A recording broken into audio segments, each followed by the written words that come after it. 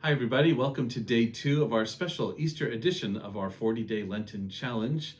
Thanks for staying with us. It is now Good Friday, a very solemn day in the life of the church, right? The day that we remember that Jesus was crucified and died. And on this day, we hear the passion that is proclaimed, and it's from the Gospel of John. It's always from John. John's passion is a little different than Matthew, Mark, and Luke, of course. John's version shows a Jesus who is very much in control of the situation and is very divine. When they come to arrest him in the garden and they say, "Who is it you're looking for?" They say, "Jesus." He says, "I am." And it says they all fall down. Imagine a troop of guards is coming to arrest you and you say, "It's me," and they fall down because they're so awed. You might run the other way, right? Not Jesus. He waits for them to get up and arrest him. But also in John, when Jesus is meeting with Pilate, in other Gospels, he says little or nothing. In this one, he's actually debating. This is the one where they're saying, well, what is truth? Imagine you were before the governor or whoever accusing you, or a judge on a trial of your life. I don't know if you would want to be arguing about truth and things like that when you really want to prove that you're innocent, right? This depiction of Jesus on the cross, you've seen it before in our videos. This is also from the Gospel of John. Why? There is John on one side and Mary on the other. And when Jesus says from the cross, "Woman, behold your son, son, behold your mother," that is in the Passion according to John.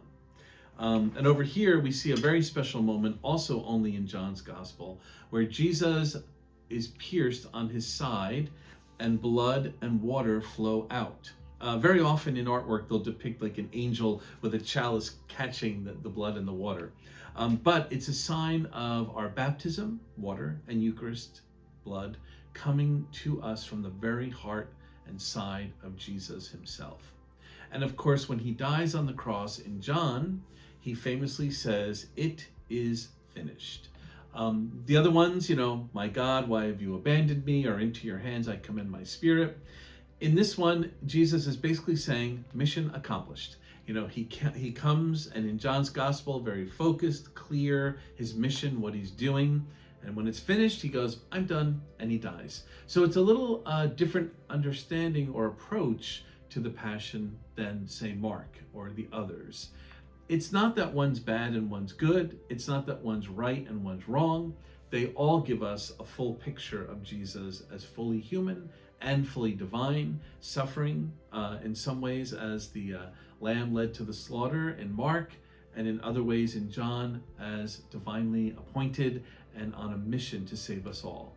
One of my favorite images, paintings that's religious actually, is this one. It's called The Lamb of God, Agnus Dei, by Francisco de Zurbarán, painted in the 17th century.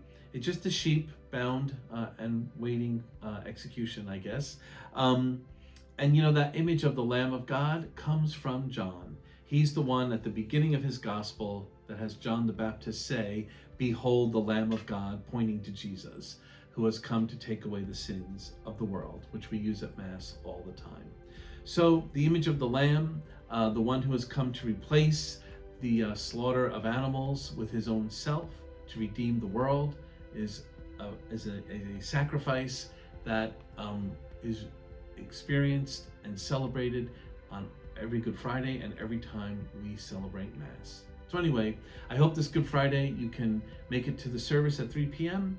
or find some time to pray before a cross anywhere, giving thanks to God for the salvific work of Jesus.